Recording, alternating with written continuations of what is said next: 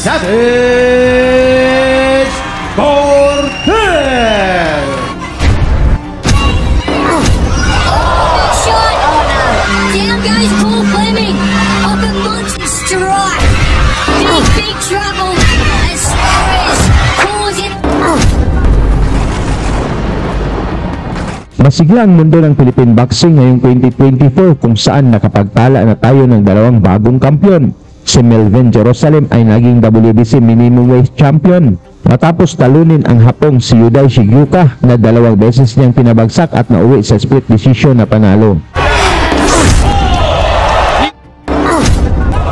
Samantala si Pedro Tadora naman ay tinapos ang laban sa pamamagitan ng technical knockout sa round 9 laban sa kapatid ni Yudai na IBF Minimum Weight World Champion na si Jinjiro Shigyuka.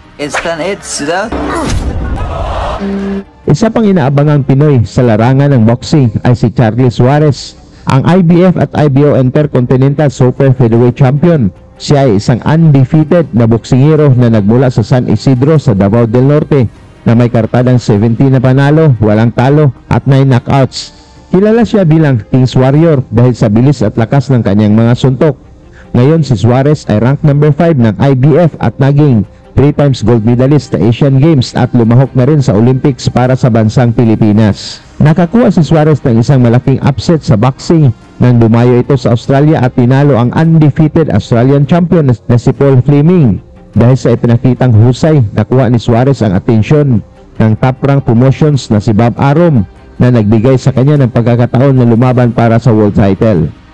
Sa darating na September 20, 2024, makakatapat ni Suarez ang delikadong boksingerong Amerikano na si Andres Cortez, 27 years old at may perpektong kartada na 22 na panalo, walang talo at 12 sa kanyang panalo ay sa pamamagitan ng knockouts. Ang kanilang laban ay magiging undercard sa super middleweight fight nina Munguia at Bazinian na gaganapin sa Desert Diamond Arena sa Glendale, Arizona, USA. Hindi basta-basta itong si Cortez mga tol dahil bumiktima na ito ng 2 Pinoy na sina Genesis Servania at Mike Bernaldez na pareho niyang tinapos sa pamamagitan ng knockout, ngunit marami pa rin ang umaasa kay Suarez na kaya niyang talunin si Cortez, lalo na tinalo na rin niya ang kilabot na undefeated champion na may hawak ng 4 na titulo na si Paul Fleming. Matapos nakuha ni Suarez ang IBF Asia Super Featherweight title, nang talunin niya ang superstar ng Indonesia na si Defri Palulu. Mula dito ay nagkaroon siya ng malaking laban.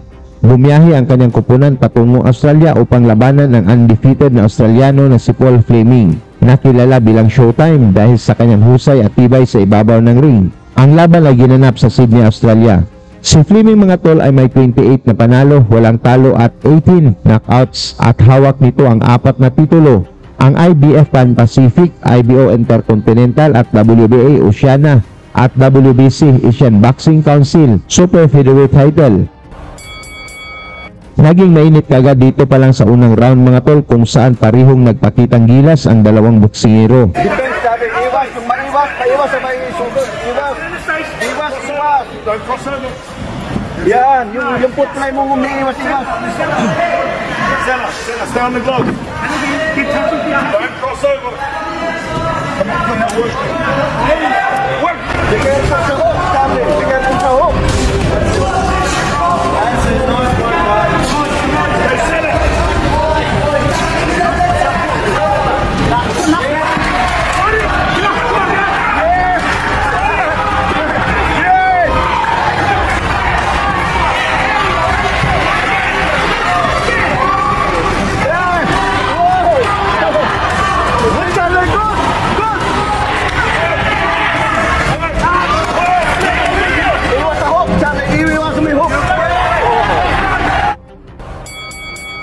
Sa ikatlong round mga tol, mas tumitindi ang palitan ng mga suntok ng dalawang boxers at talagang hiyawan ang mga Australian fans para sa kanilang pambato.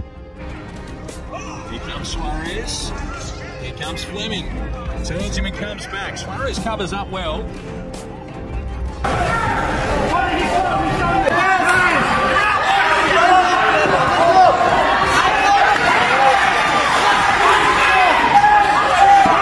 Iwas sa hook, Charlie, iwas sa hook.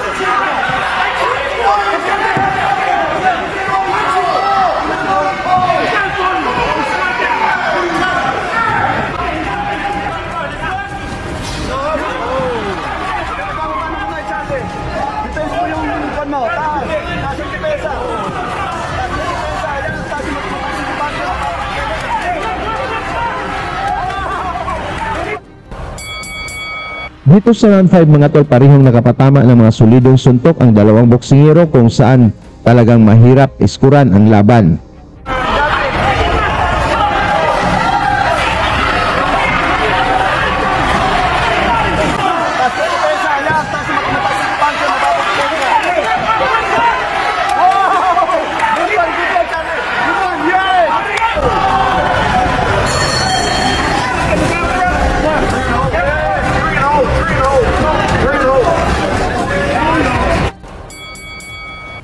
Sa kalagitnaan ng laban mga tol, tuloy pa rin ang mainit na palitan ng suntok ng dalawang boxers kung saan parang walang kapaguran ang dalawang boksingero. To support ang mga kababayan ni Fleming.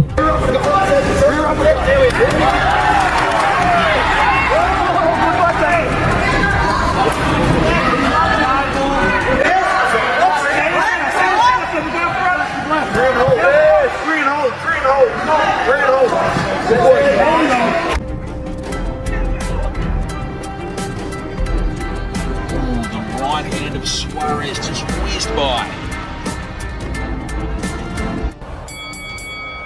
Pagsapit ng round 7 mga tol, parehong nakapatama ng mga solidong suntok ang dalawang fighters kung saan pareho itong nagpakita ng tibay.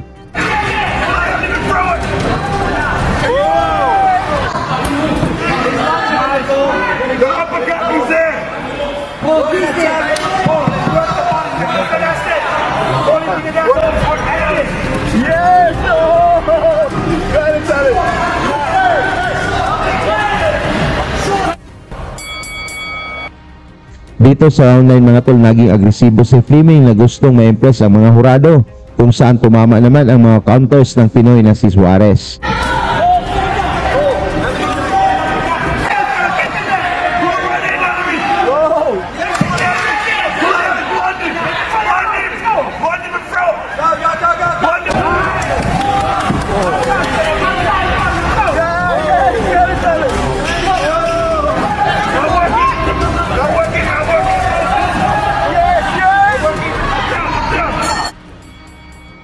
Dahil alam ng kampo ni Suarez na talagang mahirap manalo pag umabot sa desisyon dito sa balwarte ng kalaban, kaya pinilit nitong pabagsakin ang kalaban dito sa round 11. Ngunit yumayakap itong si Fleming upang tipirin ang oras.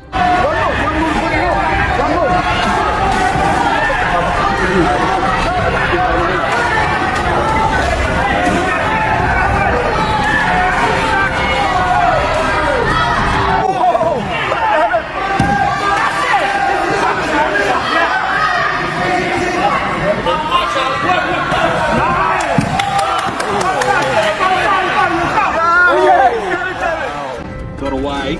Looked pretty hard. The guy's running away, but he was just trying to hit the guy. Could have hit him in the back. That's about his best chances. A counter shot from Suarez with the right hand.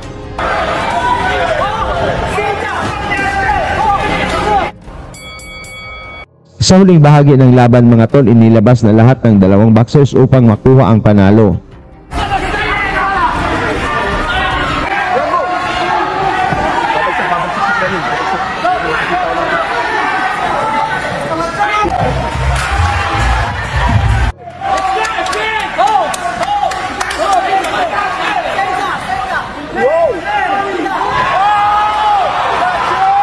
Mula sa kombinasyon na pinakawalan ni Suarez na pabagsak niya si Fleming, nakatayo man ito pero halatang hilupa. Hindi lang ng referee.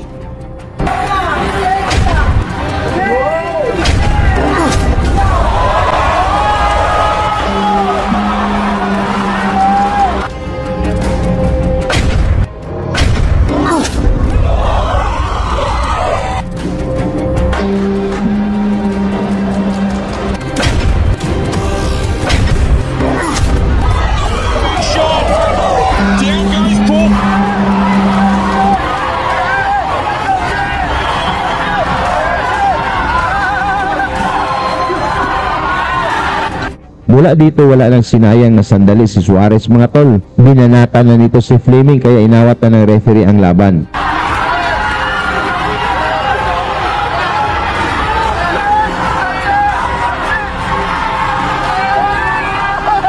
Nakuha ni Suarez mga tol ang technical knockout na panalo sa round 12 at naiwasan ang dayaan.